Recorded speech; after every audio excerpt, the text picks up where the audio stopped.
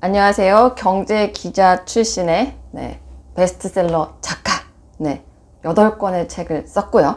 그 다음에 다수의 방송 출연, 그리고 이제는 14년간의 기자 생활을 접고 어서민의 대표로 있는 성선아입니다.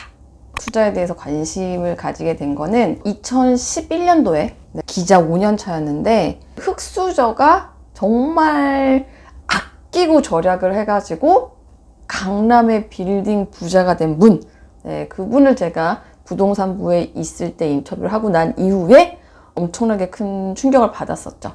그래서 제가 그런 사람들, 빌딩 부자들의 스토리를 인터뷰를 해서 책을 썼고요. 이제 엄청난 베스트셀러가 됐거든요. 근데 제가 그때 공격을 받았던 게 뭐냐면, 빌딩 부자들이 부자가 됐던 게 98년 IMF, 2008년 글로벌 금융위기였어요. 그때니까 가능했다, 이런 저의 공격을 제가 받은 거죠. 그래서 일단 그 비판을 받고, 아니다, 지금도 충분히 할 수 있다 라는 생각을 가지고 시작한 게, 그게 바로 월세 여왕 프로젝트인 거죠. 책으로 그때 상당히 꽤 많은 돈을 벌었습니다. 그때 종잣돈이 제가 한 1억 정도 있었거든요. 2011년도에 1억이니까 책 인세로 번 돈을 한 푼도 낭비를 못했어요. 제가 정말 이 책을 안 썼으면은 외제차를 뽑았다던가, 안 그러면은 탕증잼을 들였을 텐데, 그 돈을 고스란히 부동산 투자에 넣은 거, 첫 번째 투자였다라고 할 수가 있는 거죠.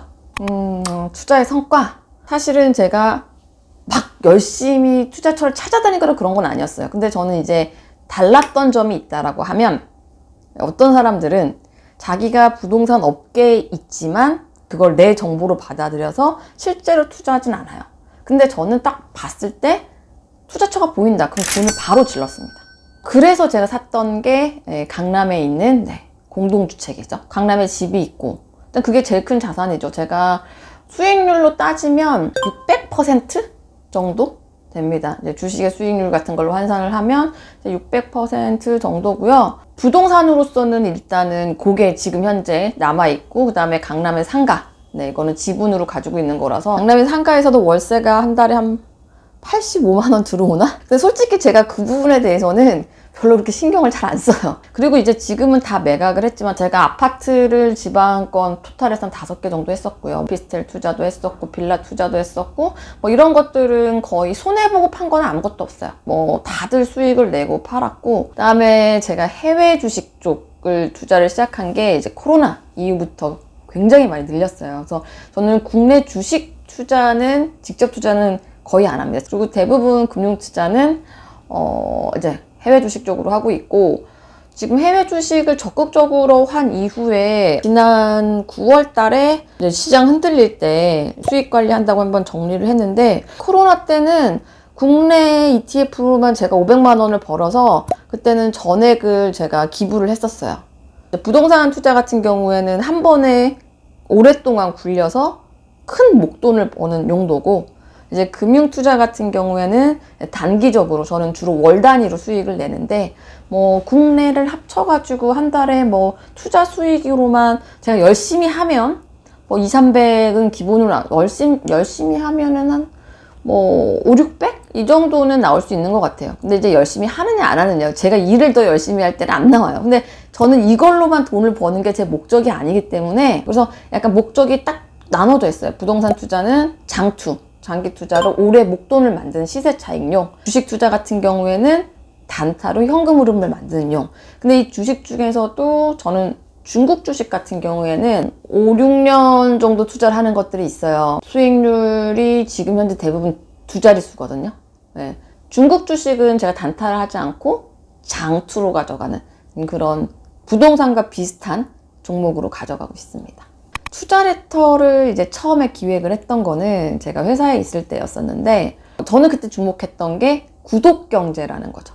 이제는 컨텐츠를 무료로 뿌리는 게 아니라 진짜로 원하는 사람들이 유료로 구매할 수 있게끔, 그들이 구독을 할 수 있게끔, 그렇게 만드는 시대가 왔다라고 생각을 해서 제가 원하는 사람들한테만 정보를 주는 그런 서비스를 한번 해보면 어떨까 생각을 했었는데, 제가 이제 투자레터를 론칭한 지가 거의 1년이 돼 가는데 투자레터를 이제 유료화 했거든요. 사람들의 평가가 무료 때와 유료 때의 컨텐츠 질이 완전히 다르다. 네, 그런 평가가 굉장히 많아요. 유료는 그야말로 유료이기 때문에 돈값을 해야 되잖아요. 심리적인 압박감도 굉장히 많고, 근데 지금은 저 혼자 만든다라고는 할 수가 없습니다. 어벤져스 팀이라고 이름을 붙였는데요. 주제에 대해서도 회의를 하고 리뷰도 굉장히 열심히 받고요. 구독자분들의 피드백도 적극적으로 수용을 합니다. 그러니까 저 또한 무료가 아닌 유료 서비스, 유료 컨텐츠를 사서 그것들을 이해하기 편하게 전달하는 거기 때문에 정보의 깊이는 완전히 달라졌다라고 볼 수가 있어요. 제가 기자 생활을 하면서 제일 좀 답답했던 부분이, 내가 열심히 기사를 쓰는데 이 기사를 읽는 소비자들, 이 독자들이 과연 여기에 대해서 어떻게 생각하는지, 내가 쓴 기사가 도움이 됐는지, 이거에 대해서 피드백을 받을 수 있는 그런 방법이 거의 없었어요. 정말 자극적인 제목으로 어그로를 끌어서 취재도 열심히 하지 않고 완성도가 떨어지는 기사를 썼지만 베스트 클릭이 나왔어요. 그럼 그게 과연 의미가 있는 건가? 오히려 정보를 심층적으로 전달하는 게 더 의미가 있지 않을까? 이런 부분들이 굉장히 고민이 많았었어요. 근데 이제는 레터를 한번 발송할 때마다 피드백을 받고요. 피드백을 통해서 구독자들이 이거를 원하는구나, 그럼 이쪽으로 또 강화해야겠다. 끊임없이 상호 커뮤니케이션이 가능하다. 그래서 저는 이게 훨씬 더 보람있고 매스미디어가 아니라 맞춤형으로 정보를 제공한다라는 점에서 완전히 다른 시스템이라고 할 수가 있는 거죠. 투자레터 같은 경우에는 제가 초점을 맞추고 있는 부분은 이 시장 상황에 맞는 재테크 정보, 그래서 내가 지금 현재 이거를 듣고 바로 꺼내 쓸 수 있는 정보를 주려고 노력을 해요. 재테크를 여러분들이 하시려고 하면 시장의 분위기 파악이 되게 중요해요. 부동산도 마찬가지고 주식시장도 마찬가지고. 그러니까 제가 줄 수 있는 거는 부동산 시장도 그렇고 금융시장도 그렇고, 야, 이제 지금 현재 시장 상황이 이래. 시장 상황이 이런 상황에서 이 부분이 좀 더 매력적인 투자 포인트가 될 수 있어? 라고 주는 거죠. 최근에 공모주가 굉장히 핫해요. 공모주가 늘 이렇게 핫하지 않습니다. 몇 년에 한 번씩 사이클이 와요. 그러면 올해는 공모주 사이클이라는 거죠. 왜요? 대여들이 나오고 있으니까.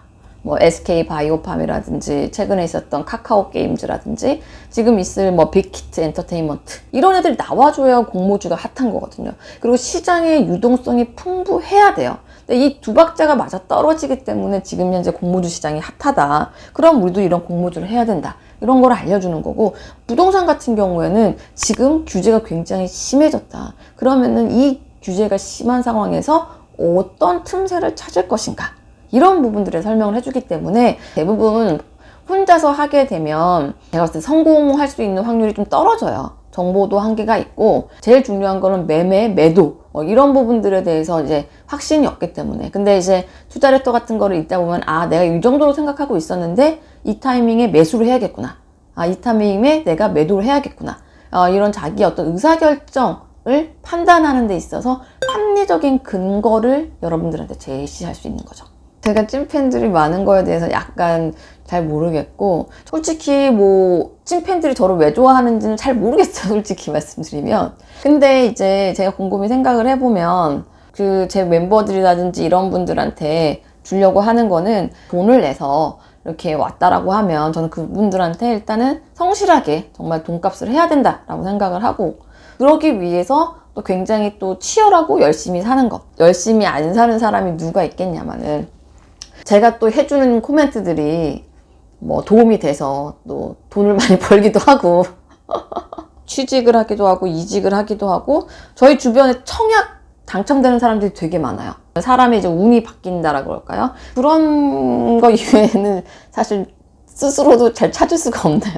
유튜브 운영 계획은, 저는 14년이란 생활을 셀프 브랜딩, 내가 인생을 열심히 산다는 거에 대한 집중을 굉장히 해왔기 때문에 지금 이렇게 뭔가를 할 수 있었던 것 같아서 내가 어떻게까지 여기에 올 수 있었는지 삶의 태도라든지 뭐 생각이라든지 뭐 이런 부분들을 조금 여러분들한테 풀어나갈 수 있는 어떤 스토리텔링을 할 수 있는 그런 채널로 해보면 제가 단순하게 뭐 여러분한테 정보를 전달하겠다 이런 것보다 저를 보면서 여러분들이 나도 언젠가는 저런 식으로 이제 자기 브랜드를 만들고 자기 전문성을 쌓아서 브랜드를 만들 수 있었던 그런 노하우를 여러분들한테 조금 더 공개하는 공감 채널을 한번 만들어 볼까 생각을 하고 있습니다.